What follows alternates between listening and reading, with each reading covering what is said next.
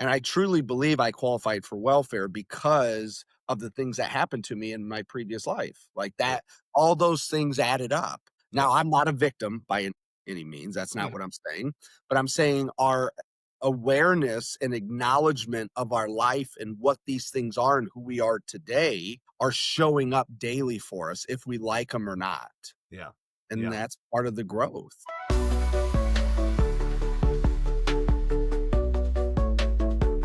Hey, everybody, welcome to another episode of the Habitual Growth Podcast. I've got a guest today who has become a good friend of mine, even though we've only interacted a couple of times, Austin. But I was introduced to this gentleman through a fellow friend of mine. But he is going to be somebody who's really going to, I think, pull the layers back of success and talk about the pros and the cons just in what he does, how he's navigated between different industries and transferable skills. So without further ado, let me introduce you to Austin, who is an author, a speaker, an investor, a transformative coach. I don't think that there is a list long enough for all of your accomplishments, Austin. So so I don't butcher this, can you actually just introduce yourself? Tell the audience a little bit about you and what you do. Thank you, my friend. It's funny as I hear the list as it keeps growing, I have to sit back sometimes and say, yeah, I did do all that. Yeah, yeah. But when you're in the middle of it, you don't feel like you're doing anything special. You're just doing it. But then once you're done, it's like, man, that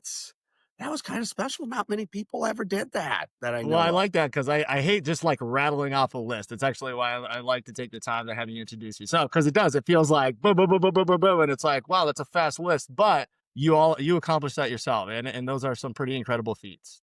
Yeah, that's been it's been a fun journey. I think that's the way of saying it. Now, when I say fun, it doesn't always feel like it's been fun. Yeah. I had to remind one of my clients this morning, he's got a goal to have a $2 billion company next year. He's put all these things in place to do it. And he just Right. sends me a message last night. He's like, this is exhausting. I'm like, no, this is exactly what you wanted. You created this. Like, isn't this great? How fun? He's like, that was a completely different perspective of what I gave you. I'm like, but that is what it is, right? Yes. That is what it is. It's if I could have told myself something, 12, 13 years ago when I just said, hey, I got to take this thing off. I got to get the plane off the ground. Yeah. It would have been to enjoy the journey more. Enjoy the journey. Like, don't complain about the journey. Don't be fearful of the journey. Just enjoy it. It's your journey. You're going to get one time through this thing. It's Yeah. going to be filled with a lot of mess ups. I got a whole bunch of them. And it's going to be filled with, very little successes. The mess ups like 98%, the Yeah. success is 2%. Yeah. But that's how the journey's made. Yeah. And so just like to enjoy it and to be in it and be appreciative of it. And if you don't like it, change it.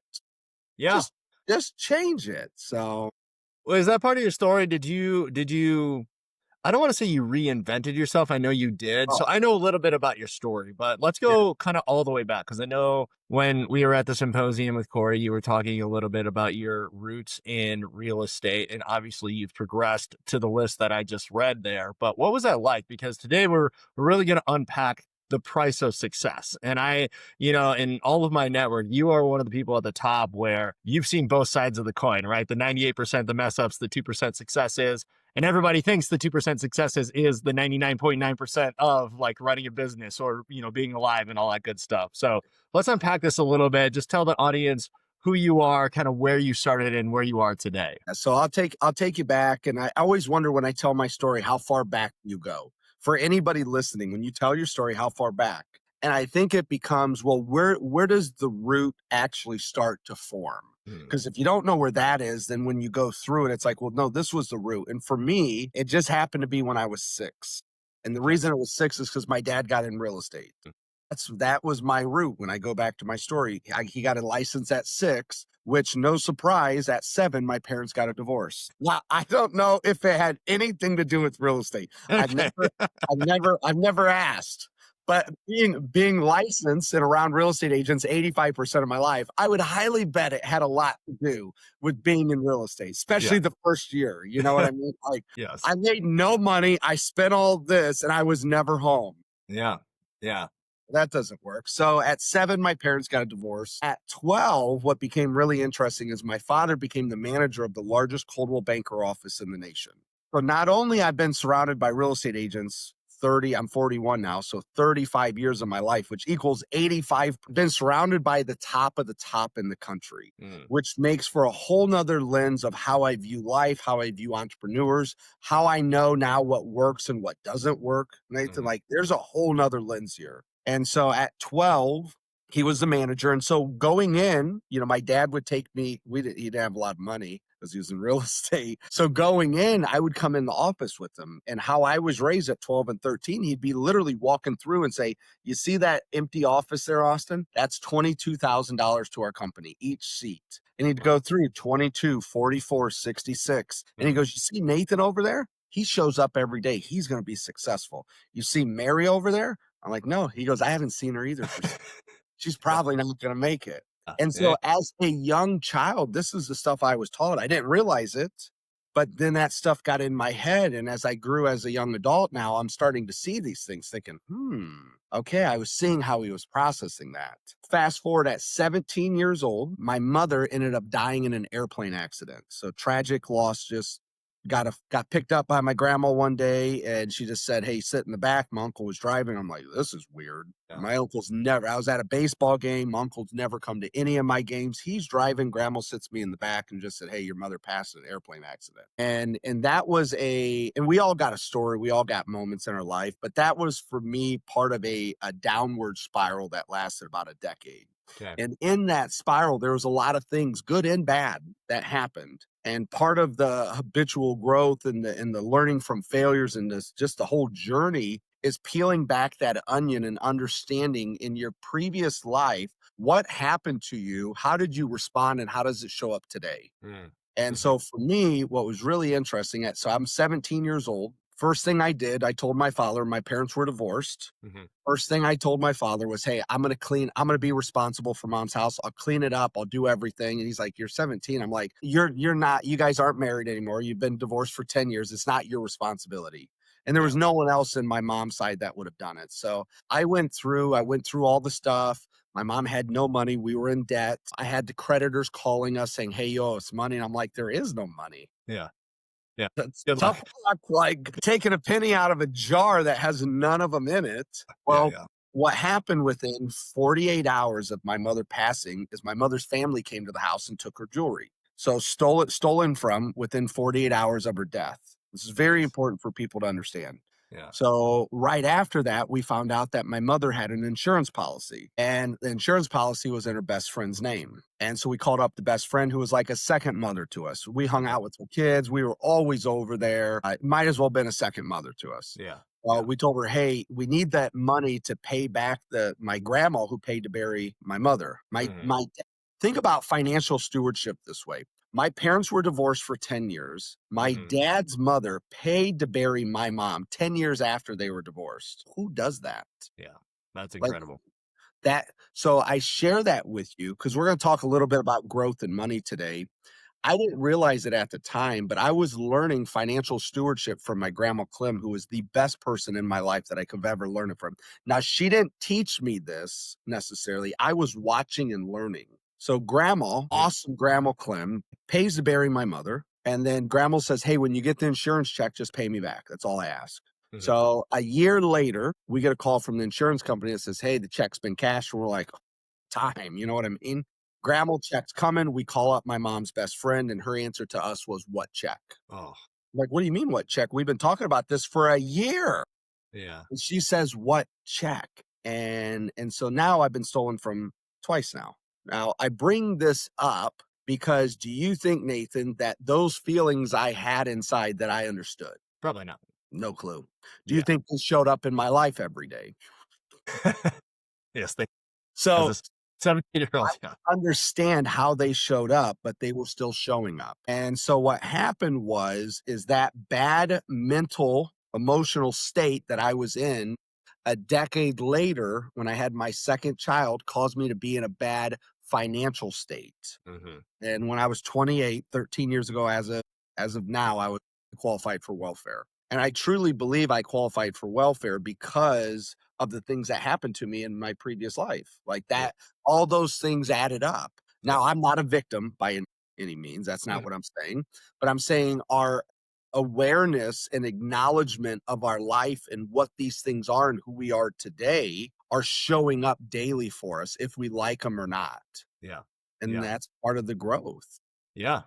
Yeah. That's amazing. Did you, it sounds like when you tell the story, you're very mature at 17. I mean, that's a lot for a 17-year-old kid to step up and say, "Hey, I'm going to take care of this house." And I'm sure you had plenty of help, but the way that the story kind of comes across, do you think that that was for how your dad kind of walked you through the office and was pointing things out in business? Was that just, there are innate skill sets and observations that kids make as well. So kind of where did that land for you? I would say I was very mature, but very immature. And Yeah. here's where I say that I missed 76 days of school my senior year. Wow. After mom passed, I'm like, Yeah. not important. Nothing was really. I'm like, I'm gonna. So now the question is how do you miss 76 days of school your senior year? I had a system and process on how I did it. That makes sense for you. I know these things already. Yeah, I had a system and process. I had a different person. I shouldn't say it in case any young kids are listening. I'm not going to tell you what I did because I wouldn't recommend you ever do that. So then the immaturity, Nathan, then my for college, I got an associate's degree. It took me 5.5 years. So when you say, were you mature? I think it was just who I am and my nature to say, you give me your problem, I'll give you a solution. Yeah. Yeah. I can handle it. Put the weight of the world on my shoulders. The Okay. problem was I was only 17, 18, and 19. Yeah. Like, literally, I was waking up, and I don't know, I'm gonna say something here. I'm not sure what I can say here, but You can let's say say anything you want here. so I was literally waking up, asking myself every morning, "Do you wanna go to school this morning? Do you wanna get high or do you wanna get drunk?" Those Yeah. are my questions I would ask myself. Like, "What Yeah. do you wanna do?" And Mhm. let me tell you, going to school normally didn't make the cut. Didn't make the list, yeah. Now I'm not proud of those moments. It's who I was. It was the decisions I made, but Mhm. those decisions took me to the point where welfare was in my cards. Okay.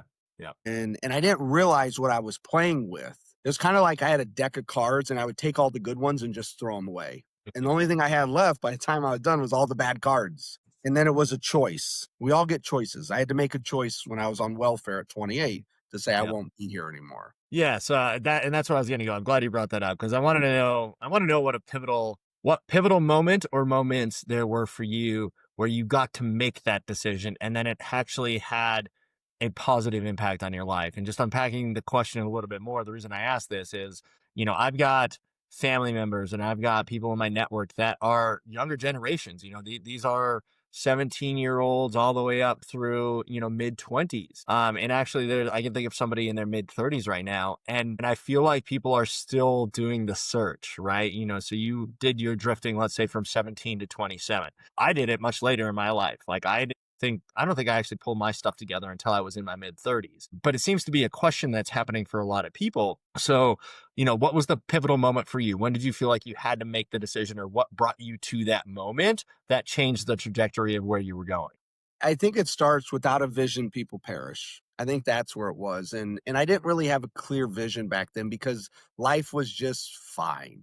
Hmm. Like it wasn't. Now, when I say I was on welfare, you'd say, well, how was life fine? Well, we were still healthy. We still had enough money to eat. Life was fine. But it was actually the moment I remember taking my son in to go get shots at the free shot clinic, which my wife Hmm. was like, let's take him to the doctor. And I'm like, well, we got to pay to get him there. We get him free over here. Yeah. Complete difference to go to the free clinic compared to the doctor. Like it is night and day different. And I'm like, we qualify. We're going to take this Hmm. and I'm going to get us out of here. But I Hmm. remember going to the clinic and I was selling real estate at the time. It was called the Super Shots, is what it was called. And I walk up and the lady didn't see me walk up, but like I was here. And then she turns around. She's like, oh, how can I help you? Hmm. And I had my suit on because I was selling real estate. And she said, what firm do you work with? And so I told her where I worked. And she's like, I've never heard of that before. And I'm pretty sure I had to go show a house right after this. Okay. And she kept saying to me, she's like, what firm are you with? And I was telling her, she's like, I don't have that in my system. And I just kind of got short with her. I said, that's not my problem. Hmm. Right? Like shots and let me get out of here. I got to go make some money. Yeah. Well, what she was looking for, she thought I was a doctor. Oh, gotcha. Okay. Oh, gotcha. Yeah. I was on welfare and I was a client of the Super Shots Clinic. And that moment sticks with me today that how the world was seeing me was not who I was on the inside. Mm. And that was just like this moment of, "That's not cool. I don't like this." Like, Mhm. I could be this. She literally thought I could have been a doctor. Yeah, that's I'm like, amazing. "No one would have ever thought that of me, ever. No one." And so that was when it hit me, and I'm just like, "This ain't cool." Like, I don't wanna be that person that could have been. It's kinda like, what's that movie? The Christmas, the Mickey and Minnie Christmas Miracle where Ebenezer Okay. Scrooge, do Yeah, you yeah, know yeah. where, like, where they show him what he could be and then what Yep, he is, and he's like, yep, "This isn't cool." yeah, And so I just at that point, I made a decision and I made a commitment to myself that I was gonna grow this thing and I was gonna get out of this hole and I was gonna figure it out. Like, I just made I told myself when my son was born, here's where my vision comes. mhm, When he graduates high school, that I was gonna be free of time, free of money, and free of location. that's Those awesome. 3 things. I just made that decision. No Yeah, one's ever said that to me. yep, And I said, "Here's what I want and here's why I want it." yeah, that's awesome. Here's what I want, and here's why I want it. So anybody listening to this can make that decision at any time. Here's what I want, and here's why I want it. And I got it very clear, and then it was time to get to work. Yeah, that's awesome. We're gonna unpack a lot of this, and by the way, the questions that I gave to you, none of these are gonna be on there. We're just gonna pull out threads as they come, so I know you're good with that, but let's talk about the word that you used in beginning kind of that story of, like, you basically said the word "all right." You said, "Our life was all right." Okay. So what did that mean to you? Because that was where I found myself. I did a full decade of what I called drifting. It was like, here's a good job. I was getting nice bonuses, but I wasn't fulfilled. I wasn't really happy. And I know that there's a lot of people, specifically in our audience, that are looking for that same thing, which is like, okay, I know I'm here, but I need to have this vision or do something to move my life forward. But that's a really hard, I think, pill to swallow. I also think it's a really hard realization for people to make. Let me show you what I'm gonna actually show you what we'll need. I like that. You got the whiteboard already prepared. Yeah, let's go. Let's go. Let's go. So this is what I believe. If we have this moment, so we are here today. We got 3 choices of what can happen. We can either take choice 1 and we can do that. We can grow. We can take choice 2 and do this the Hmm. rest of our life. Hmm. Or we can take choice 3 and do that. We all get the choice of how we want to live our life and how our actions and people around us control where we go. Hmm. What most people do, they live on this purple line, which it's like it's not bad, but it's not great. It's Yeah. not bad, but it's not great. I'm just kind of in this day to day Right. being, what was that word we used? Drifting. All right. All right. Yeah. All All right. right. Drifting. Okay. Yeah. Fine. Now, no one really wants this green line, but this is multiple bad decisions made in a row. Correct. What most human beings live is they live this all right life. Hmm. And that all right is falls on that purple line. Now, if you drift too much sometimes that purple line can go like this, right? It can start to go. If you start drifting in the all right life. Yep. Normally the drift doesn't take you up, Yep. the Agreed. drift takes you down slowly. And so it's a constant choice of how do I want to live my life? And being around entrepreneurs, which are still at the end of the day human beings, but Hmm. a little different level of how they think and what options they have and why they chose it. They're Yeah. kind of like human beings a lot of times on steroids. Yeah. It's weird to say that, but seeing these entrepreneurs and living with them, I found that normally after 20, 30, 40 years, what they found themselves were on that purple line at the end saying, it wasn't bad, but I never achieved what I wanted. I'm Hmm. not broke, but I also don't have the wealth that I thought I'd have. Yeah. I'm not unhappy, but I didn't live my life to the fullest that I could have. And so what I found is it's a constant choice of going through the vision and the pain to get there. The Hmm. vision and the pain. And part of the pain is the failures, Yeah. Yeah. you And know? that's a perfect transition. That's where we're gonna go now. And but I'm gonna just preface this by saying that's where when I say I drifted, that's what I did. And I've actually been having this internal conversation with myself for about 2 weeks, where business is a lot of hurry up and wait right now because I'm developing some things behind the scenes that hasn't made it to the public eye. So you can't go sell it yet, but you also, it's too far out to go sell vaporware to people. And so I find myself a lot of this like, oh, and like I wish it would go a little bit faster. So I like what you said about owning the journey, just being like, just enjoying the journey. But I have also found like the piece that I wanted to share, the point of me sharing this is I have this voice internally in my mind where it's like, yeah, but even though it sucks, you're gonna regret it in 10 years if you just go back to an office job or just don't try a little bit harder because you're not actually living like my definition of success. And we'll get into this a little bit here shortly, but my definition of success is what you said. It's like you're not bound by time, you're not bound by resources, you're not bound by geolocation. I want to be able to go do things with my family wherever we want, whenever we want. And that sounds like a sexy freedom dream, but it is a reality if you kind of get there. And right now, I'm just in that part of the journey where I have to double down. I have to get into the business, get some things moving, get the cogs turning, right? Build a momentum. And that can be really, really frustrating. Now, putting that back on you, that was a long preamble, but putting that back on you, what are some of the things now that you're coaching, hundreds, thousands of people, right? What are some of the things that success you would say maybe stole from you that people don't necessarily Um, see behind the scenes? Because success always seems glamorous and it seems awesome and everybody should have it. But what are there negatives? Like maybe that's the question. Are there negatives? yeah, well, okay, so let me walk you through. That's a great question. That is one that you had written down too, by the way. That was I wove it in there. Yeah. yeah, I like what you did, actually. You're one of the few people when we talked about doing something, I asked a whole bunch of questions. Normally that throws the host right off. You came back and you answered them all, and I'm like, "Done, I'm Let's here." do this. Yeah. The question is what's the cost of success? Yeah. And so 28, I qualified for welfare. Got the vision straight. Within 4 years, I was one of the top agents in the state of Indiana Okay. selling real estate. Vision, serve more people, help more people, serve more people, help more people. Free of location, free of time, free of money. I had in my book that I wrote all my thoughts down that I wanted to make $2 million in a year, but I never saw any of the real estate agents around here ever do that.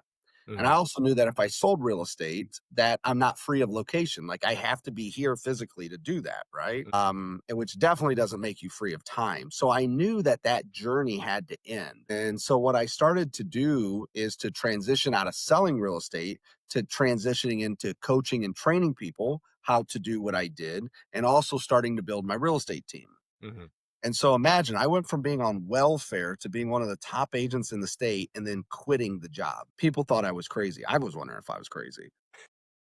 My wife's like, "We finally got some money. What are you doing?" And I'm like, "I got to keep pursuing this. I got to pursue. I got to pursue." Well, the cost of quitting your job that was making hundreds of thousands of dollars is I went back to being broke essentially. Who would choose that path? I Hmm. went back from being broke and I went from being the best in my category to the worst in the new category. I went from having money to not having money. Yeah. I went from being the best to being the worst. If you're whoever's listening to this, if you're not willing to humble yourself and do that and figure it out, you're not going to jump. You're not going to take the leap. Hmm. And that is part of the journey is to take the leap. It's to know that, everything will be fine along the way. Now, I made sure I had some pieces to make sure I wasn't going to die and go on welfare again. Yeah. Yeah. Yeah. But if you're not willing to go from being the best of something to the worst of something else, then you're stuck. You're stuck. You're not going anywhere. And eventually you're going to be, I always tell people, if I didn't do that, I think I would be depressed today. But I've never been depressed, I don't believe. And I don't know what it would feel like, but I'm pretty sure that would be depression to me. Yeah. Thinking this thing inside of me is alive and real, but I've never taken the chance and the risk to become it. And how would that sit on the inside with all the stuff going on? I don't think it'd be good. And so we started coaching and training back then 100 agents, and then I started to build out my real estate team too. And my real estate team, I started as a solo agent, and within 3 years we became one of the top teams in the country, just Wow. teaching people how to sell real estate like an adult. Yeah. Never giving them anything. My philosophy was when I started my team was I don't give you anything. I'm not your Mhm. sugar daddy. Only thing I will provide you is with the right mindset and the right environment to do your job as you are a licensed real estate agent. Mm, So I always say, you're an adult with the license, act like it. yeah. And so we grew a top team within 3 years. So remember, quit selling, grew a top team within 3 years. I Hmm. did that for one more year after that. So I had my real estate team for 4 years. Vision got real clear again, and I shut down the real estate team. And people are like, why would you shut that down? You didn't even do anything. Like it was a machine. Like you had one of the top teams in the country. You were beating everybody and playing a game at a level in which they didn't even know exist. Mm, hmm. Like we had 25 agents and we didn't give them anything. We were competing with teams with between 100 and 300 agents, had a Hmm. monthly budget of six figures. Yeah. And my monthly budget was like pennies. Yeah. And everyone say, why would you do that? I had people offer to buy my real estate team. And I'm like, it's not for sale. Mm, They're like, I'll give you a lot of money for it. I'm like, not for sale. And I just shut it down. that's So once fascinating. again, I went from being the best real estate agent to the worst team lead. Hmm. 4 years later, the best team lead back, and I was coaching and training a little bit at that time, but Hmm. went all in on the coaching and training and the legacy piece Yeah. because it aligned with my vision. Remember the vision in the beginning? What were the three things? Freedom of Location, location, time, time. and what did you say? Money, resources. There it is. Yep. Yeah. So I knew that the coaching and training world aligned more with the vision I had for my life, let alone impact and legacy, by the way. Yeah. Like those two things, I'll just leave those aside. They're very important. But we'll Yeah. just put those two things aside Yeah. because now I can come in anywhere, I can be anywhere in the world, and as long as I have my voice, I can coach and train. I don't even have to be present. Like I can just do it over the phone. Hmm. I can charge however much money I want to. Like you can't charge your team as much money as you want to. There's a certain limit in which a human's, Yeah. in Yeah. a team capacity won't pay you. But in the coaching world, as long as I keep elevating my clients and my clients go from goals of having 2 million in sales to 2 billion, as long as I provide the value, I can raise my fee as Yeah. long That's as right. there's value there. Yeah. And so I went all in. I went from being the best team leader to the worst coach and trainer again. And I, it's this is important because when you go through self-identity seasons of your life, Hmm. I went from being the best college quarterback, the Heisman Trophy winner, to the guy in the pros who sits the bench, who doesn't get looked at, who doesn't even get time on the playing field on the practice side. Hmm. Almost a water boy of sorts. So I felt like the water boy I'm got more aging attention us. Sorry, than Austin. I'm aging us with the movies. yeah, I feel like I was the one filling the water for the water boy. There you go. No, and the question goes back to, are you willing to humble yourself along the journey and then understand when you're in it, like this is part of it, Nathan. Yeah. If you want to keep growing, you're going to go from being the best of the best to the worst of the best. Yeah. And you Yeah. keep growing, or I should say the best of the good to the worst of the best. Yeah. And Yeah. I I, just I I see that growing as the through that. trajectory goes up to the right. Yeah. Yeah, and so you ask, what's the price of that, right? That was your question. What is the price Hmm. of success? I had to figure out like who I was and how I was going to be in those moments. Hmm. My, learning new things, going through the pain, investing the time and money without knowing if it was going to work, but Yeah. just having faith and knowing that my journey here on earth, here's what I believe legacy. When I think of legacy, Hmm. I look at how many people can I invest in my time, energy, wisdom, knowledge, failures. Hmm. The more people that I can invest in, and then the more people that they'll take it and then they'll invest, just like this today. I'm investing in you and you're investing in your community. Yeah. Exactly. That is my legacy. Yeah. I love that. And I like that you're jumping ahead to the legacy question. We're going to circle back on that, Austin. Yeah. But I go quite there. Yeah. I do want to touch on a couple things that you said though, because so one, I love entrepreneurship because one, it's a game you can literally play until you die, right? So it's the most prolonged game that you can go as long as you have a sharp mind. And I think two, and I'm still working on this. I'm still really trying to unpack it, but I think I am by no means anywhere near as successful as you. But one of the things that I really find fascinating about this journey and that constantly leveling up is how many times you have to shatter your ego and you do have to humble yourself and you have to be willing to get in the game and probably get run over a couple of times. probably for several years before you see anything that becomes a sustainable growth or a sustainable period where you're not just being okay. Things are actually starting to trending up. And that's just a very, very hard process. But I wanted to share your story, like when you said I shut the team down, like it was going well and it was really shutting the team down. So here in Denver, I have a group of guys that I get together with, and we go out and we'll have dinner, a couple of times a month or whatever. And it's only CEOs, and it's not limited to guys. It's just that's who I'm connected with right Yeah. now. But it's been fascinating because I introduced two people together, two CEOs of their own businesses last week, and one of them happens to be in real estate. And I won't say any specifics, but it was funny because he was introducing himself to this other person and he was like, yeah, this is who I am. This is my business. And it is a very similar to you, a very successful business. And he was like, and I hate it. And I'm going to be out in 2 years. And it was just so funny because the way he said it, it's clearly been on his mind for a long time. But that's the reality. It's like he has had success. He has worked himself to this place. But I think that's where the reinvention comes in. It becomes, okay, well, now I'm leveling up. Where's my next level? What am I not seeing? How can I do this in a position where I can do, like you said, transferable skills? I can be anywhere. I don't want to be pinned down. I can coach from anywhere in the world. Like those things, I think you redefine, you move the goalposts as you level up. Yes. And I think that that's really fascinating. Is that something that you did? You obviously did for yourself, right? When you said, hey, I'm going to continue to move these goalposts. But have you redefined the word success or what success means to you as you move that? You know what's funny? I'm gonna grab this off my shelf. So Okay.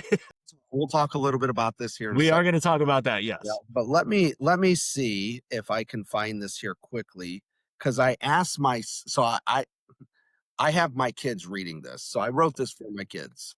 And Awesome. after every chapter, I'm like, hey, give me what that chapter is. And I write in here in the very beginning, definition of success from John Wooden. Let me. John Wooden's one of the best that's ever lived. He won Hmm. so many national championships for UCLA for men's basketball. Let me just read his, as I would say he's more successful than us. Yeah. So let's hear what John real quickly has to say about success. It Okay. says John Wooden's definition of success is this: success is a peace of mind, which is a direct result of self satisfaction in knowing you made the effort to become the best that you are capable of becoming. That's great. So let's use that wisdom as defining what success is, as our playing ground here. So Hmm. success to me is, if I use John's words once again, is becoming the best me that's possible. Hmm. And so what does that mean? What is that? And I've known that I have talents and abilities that were given to me and I was born with. And I know if I don't use them, they'll be taken away from me. Hmm. It's maybe 3 to 4 years ago now. Admitted myself into the hospital because I thought I had a stroke, Okay. which means I'm dumb enough to think I have a stroke and not go to the hospital. Start with that. I'm like, I'll be fine. I will. Okay. Went into the hospital. I thought I had a stroke. And they pretty much, after 8 hours, after every test possible, they just said, you have too much stress in your life. And I'm like, stress? What are you talking about? They're like, how many companies do you run? I'm like, 8. They go, see? I'm like, I barely do anything.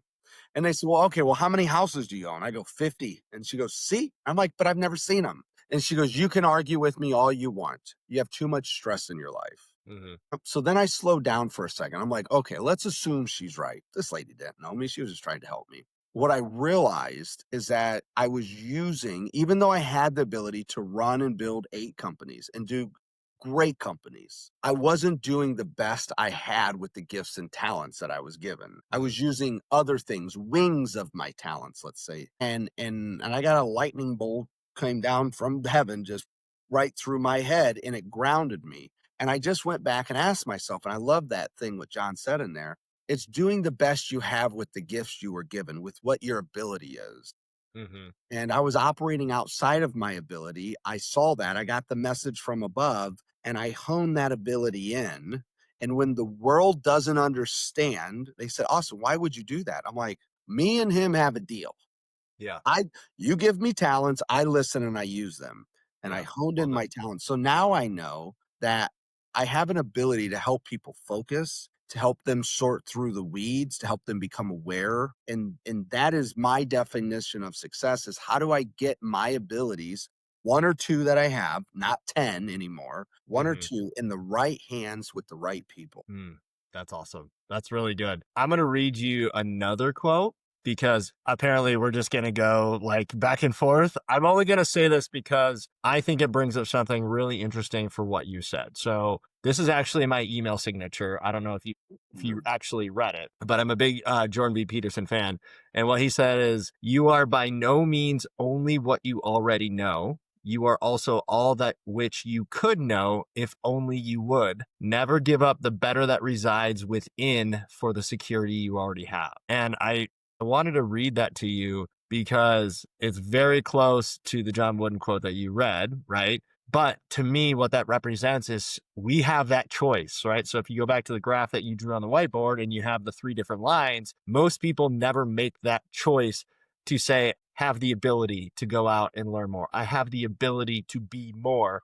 I'm just choosing not to. They don't realize it as a choice. So, what are some of the maybe habits? You talked about systems and processes early on, right? And they obviously worked for you even at 17. But, when it takes from the decision that you made to getting to where you are today, what would if somebody had to shadow you, what would they be seeing? So would they be seeing what good, what bad, what systems, what real-time data would they be able to gather just from observing Austin in his environment? The cost of success. I call it, I have two phases of work. I have phase one and phase two. Phase one is when I'm in my office, I'm running my appointments. Phase two is when I go home and I clean up the mess from phase one.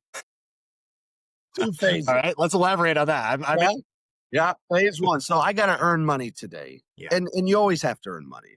yeah, And I'm going to talk about this in two different ways. I'm going to talk about what would they see and then what did I realize when I jumped what I needed. So what people would see is that I work in two phases. And the more successful that I become, which means the more impact and the more I hone in on what I'm doing, the more hmm, my schedule fills up. Okay. hmm, The more my schedule fills up with impacting people, then the less time I have at cleaning up all the messes that success makes.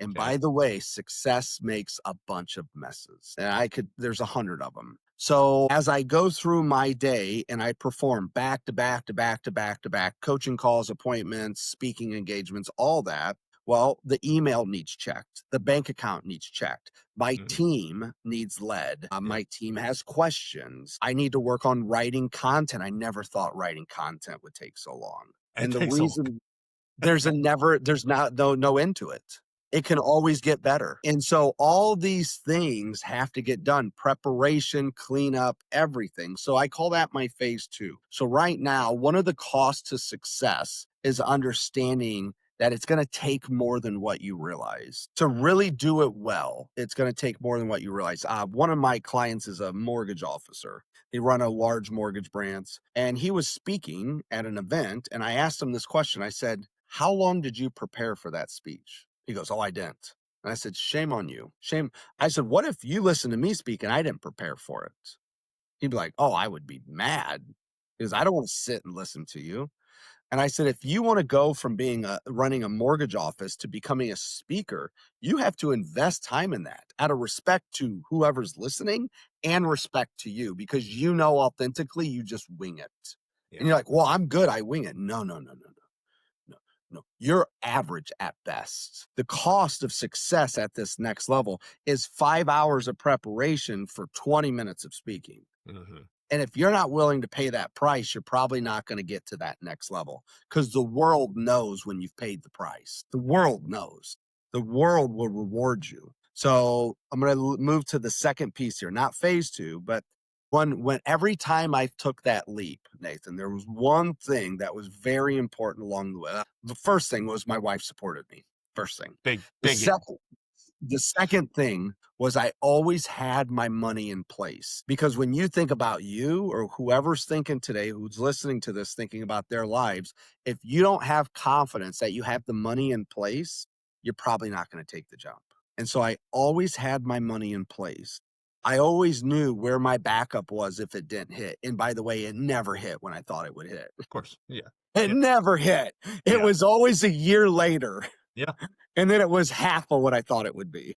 My joke is always starting a business is like a construction project. It takes 30% more resources and 100% more money than you can ever imagine. So it's like if you got a budget and a timeline, just push them out because it's rare that you can actually hit those two. So if you wanna take a jump, one thing that would really help and help everybody is to have confidence that the money behind this is there. And it Mhm. doesn't mean you gotta have all of it, but there's a responsibility and a stewardship to know when I jump from being a real estate agent to running a real estate team, that my family's not taking the financial hit because of that decision.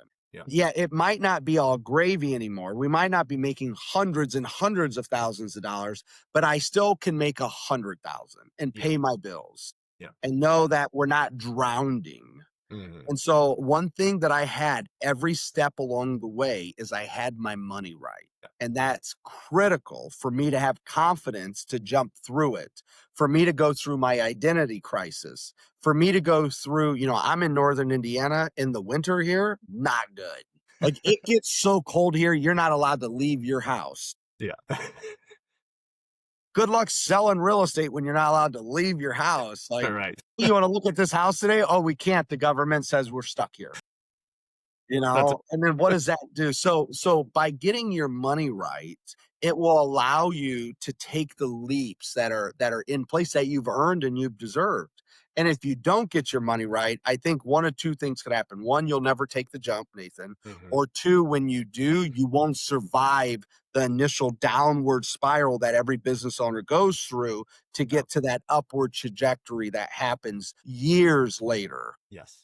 Yes, 100%. That is so well said. It's something that I'm living through right now, and I've lived with every business that I've ever taken. And I've had a couple of businesses where I have business partners, and that is always the case. When you are, it's the confidence, but the money right game makes sure you have the mental stability. You're not always concerned about, oh, is this a bill in the mail or what happens if this goes wrong? And so it almost is a weird sense of peace knowing like I can focus on the business. And like you said, you used a really good word, which was identity crisis. That's Yeah. what happens. Like when you make the transition to go reinvent yourself from, an individual contributor to a manager, from an entrepreneur to an entrepreneur, whatever it is, when you make that life change, it is an identity crisis and it takes a long time. So just having the financial security, at least for a little bit, what your runway is Yeah. just irreplaceable peace. Yeah, it's funny, most of us, we really probably need a therapist along the way, A and hundred percent. most of us don't have therapists, Yes. but me having money in the bank account was kinda like a therapist for me, Yeah. or me having assets in place that would pay me or that I could sell if I needed. It was kinda just like that on my shoulder saying, "Hey, we got you, bud. We're good. If you don't make it today, I got you. I Yeah. got you. It's gonna be okay." And those assets, the income, the passive income, the insurance policies, whatever it was like my little therapist on my shoulder saying, "Hey, you could do it. Today sucked. Yeah, you didn't show up well today, Austin. Now you made some wrong decisions. You're going to have to write a big check, but we got you. Just show up tomorrow and give this vision a good chance." Yeah. Yeah. Well, I want to be respectful of time. So I have one more question and then I want to turn to the money puzzle because I want to make sure that we touch on that today. So the question I think we're kind of getting into this realm is like, as you're coaching a lot of people, right? So obviously you're looking at trends, you're seeing kind of what works for people, what doesn't work for people. What do you see now that a lot of people that are looking to make a bigger change in their life run up against? What's that big issue? Is it identity? You mentioned messes that success creates. Is it something like that? But like, where do a lot of your clients or even potential clients tend to run into issues? And then what can audience members do to maybe get in front of that so it doesn't become as big of a deal for them when they go through the same thing? I train and I think there's a lot of good answers to this question. They're pouring through my mind saying, which one do you want to pick? I train my clients to write goals in 5 spheres: spiritual, and they go in this order of importance: spiritual, personal, family, business, financials, my 5 spheres. And what happens is a lot of times the financials are getting in the way of everything else. It's Hmm. hard for me to be a good husband when we're broke. and I'm always doing something and I'm thinking about getting the money. It's hard for me to run a good business when I'm broke. And where I'm going with this is money is the least important thing. And when I say that out loud to people, like, that's funny. You wrote a book about money. I'm like, yeah. Well, one, I have the talents, but two, I also realize if you don't get your money right, it's an anchor that's dragging on what's really important in life. And I hate to say it, it doesn't necessarily matter how much money you make. Like in this entire book about money, it talks about nothing about making money, which I literally did like a check on myself to say, is anybody going to want to read anything about money when it doesn't talk about making money? Yeah, like, literally, I did a pause, and I'm like, that's a problem, isn't it?" And then I got guidance that says, "No, no, you're good." And so with a lot of my clients, what I work on, they got this vision for their life, and it doesn't matter if they're making 100,000 a year or 1,000,000 a year or 5,000,000 a year. When they don't get their money right, it drags like an anchor with everything that's more important. Mhm. And so what I do, I come in a lot of times and I help them get their money right. And it doesn't, once again, it doesn't matter how much money they make. It matters how they think about money. Remember I was stolen from. If Mhm. I make $2,000,000 and I got bad money habits and bad money philosophies and all that stuff drags on the 2,000,000 I make. Yeah. And then I don't show up well for people. I don't show up well for my family, my wife, my business people. I don't tithe enough. Like Mhm. all these things, they show up. So I would say one of the right answers is to get your money right. So the rest of your life, the things that are more important, can really flourish. You can go all in and not worry about the thing, the money as the issue, because money's really, it's nothing important. I mean, in all reality, it's not. It's a It's tool. it's just a It's a tool. tool. It's a tool to help make everything else better. Yeah. Yeah, I agree with that, and so I'm gonna hold my stories for a different time for us. Can you so what is in Money Puzzle then? Let's move on to that because I'm excited for this book. My copy is actually on the way. I was hoping it would get here before the interview so I can at least dive in, but we'll have to have a post read call pretty Yeah, soon. I love that. Love that. So I start my keynote with this quick piece, and I want to say this just to set the mind right. Well, in my keynote, I talk about, and you heard me say this. I was at a conference last year. I was hired in as a speaker, and when I ran into the CEO, I said, "Hey, how many sessions do we have here teaching people how to make money?" And he proudly said over 50. And then I asked this second question, which is how many sessions do we have teaching people how to keep the money they make? And the answer was 0. And I just told myself, I'm like, that's a problem.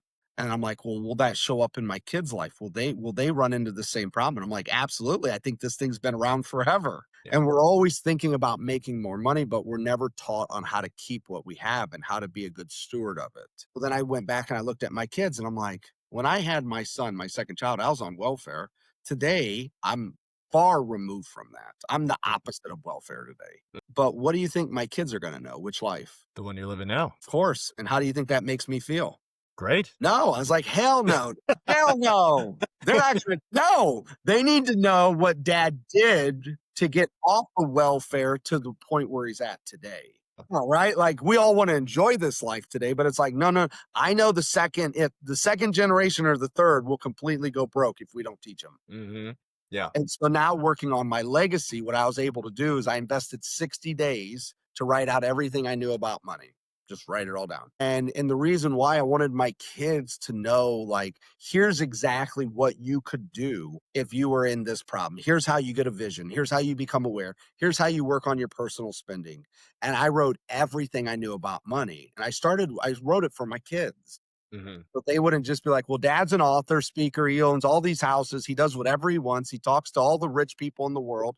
Mhm. No, Mhm. no, no, no. Here's how you live life in a really good way, no matter how much money you have. Yeah. Yeah. And so this book really goes through what I call the 3 foundations of wealth, which is first is all your personal. And it's not just personal money, it's how you think about money. It's how much time you spend to manage it. It's how you deal with debt. How much debt do you have? How much I call it my island money. What is your island money? If you were to sell everything today and move to an island, how much money are you taking with you? Mhm. Because it makes a difference if it's 5,000 compared to 500,000,000. Right. The island gets bigger, you could hire people to wait on you, like, Yeah. what's your island money? And so I work through the foundation, which is all the personal. And then after that, I stack in the business side. The business is number two. And it's how to think like a CFO, how to create. I work through what I call my wealth machine. I work Mm, through cash flow, expenses, taxes. And then the last part of it is what I looked at as generational wealth. Like we just recently went through COVID. But being an entrepreneur, went not only went through COVID, I went through the recession in 2009. I went through the 2000s with the dot com, the mhm, boom, the bust. And so mhm, I know that there's going to be seasons of life that we're going to strip you away of everything you have. I've watched people who were worth millions of dollars eat McDonald's cheeseburgers and drive a 20-year-old truck with rust on it. yeah, And so I saw that. So I'm like, how do I build wealth in the right way and keep it all together for when the storm comes? And I realized then we got into things like my money wheel, and I talk about insurance and assets and passive income. So if something happens to me, how much money comes in every month? Is it yeah, $0? Is it $1? Is it 1,000? And then the last two chapters of the book, which are my cherries on top, which is inheritance, which is how do we leave our legacy here for who's going to inherit it?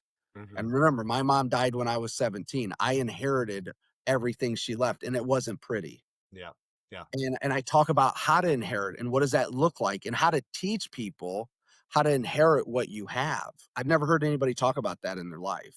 How to mhm, actually teach somebody how to inherit what they have. If you have a gold coin worth $100,000 and it's in a safe and you pass and your kids get it, are they going to take it to the pawn shop and try to get 30 bucks out of it? I hope not. Well, you have no clue. You never taught them. That's right. They're just trying to get some money. They don't know what it is. So there's a level in which I teach people how to inherit. And then Yes. the last chapter, my favorite's all about giving and how to create an abundance mindset in life. Mm, To have an abundance mindset, you got to work through all these things in the entire book.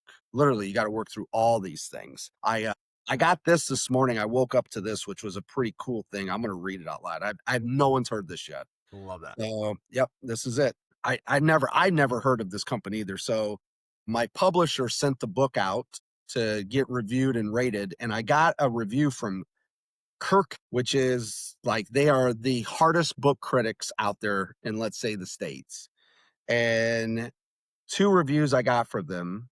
And I thought this was they preface these reviews saying, hey, just want to let you know these people are harsh, they're blunt. And I'm like, oh, great, they're gonna pick me apart. I'm Yeah. reading my email, and then it said, here's the reviews. A heavily detailed blueprint for establishing rock solid money practices. Review one. Review two from them. An upbeat and tough talking plan for taking control of money and increasing wealth. That's Mm, how I woke up this morning. I'm like, from the toughest critic.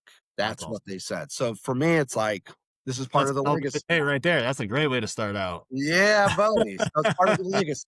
So if you do what's right, if you can keep working on your vision, if you can save your money, then you Mhm. get the opportunity to do things like this, which is generational for my family, let alone everybody else's family too. Yeah. I get to work on the important things in life because I made the hard choices. I've sacrificed. I've lived on less. I didn't keep the fame. Every time I got the fame, I gave it up to be the worst in the business. And I kept moving through life to just be the worst of the worst of the worst of the worst, which seems really bad when I say it out loud, but it allows me to live a life of being the best and making impact to as many people as possible. Mhm. And I think the difference in just in what you said there is you made the intentional decision to be the worst of the best because you had the confidence in yourself that you could be the best. Yeah. So it was strategic, but you put yourself in uncomfortable situations until you were comfortable because you knew you had the self belief, you had the confidence, you had the integrity, you had the blueprint, the money puzzle to be able to build yourself up and to do more, to have more of an impact on more people, which I think is pretty amazing. That's funny when I hear you say that, I hear all the people when I tell them what I've done, they're always like, "Who does that?"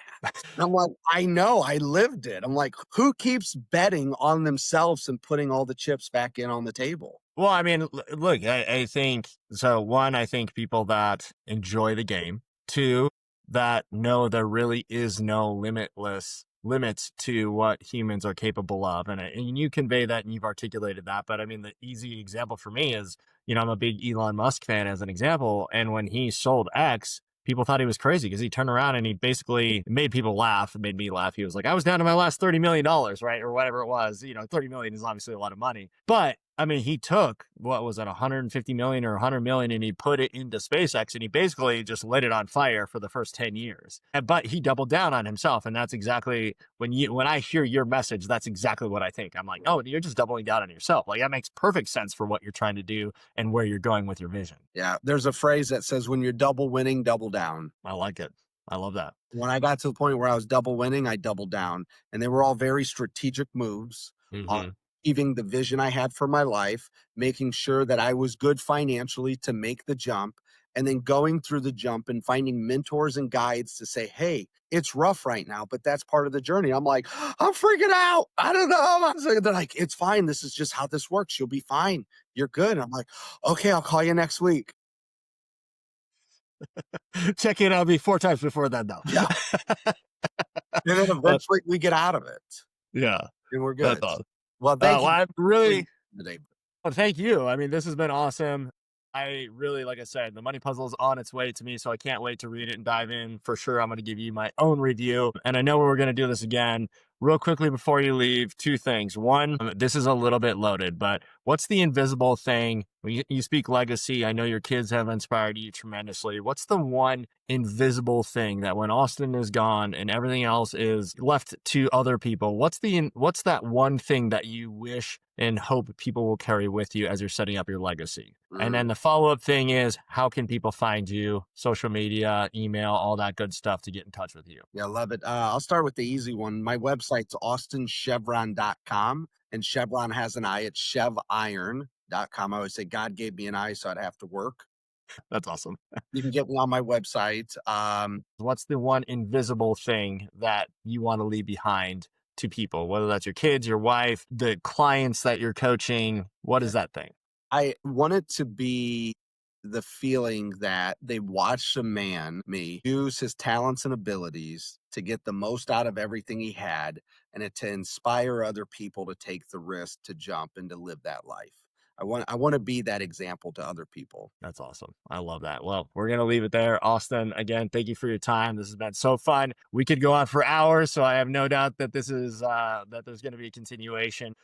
With that, appreciate your time. For all of the audience members, thank you for watching. Definitely check out Austin. Go buy his book, The Money Puzzle. I know I'm going to really dive into it as soon as it comes, but this is an amazing man. You've heard only a small piece of his story. So if you need coaching or mentorship, make sure you reach out and get in touch with Austin as well. Awesome. All right, buddy. We'll talk soon. Thank you, sir.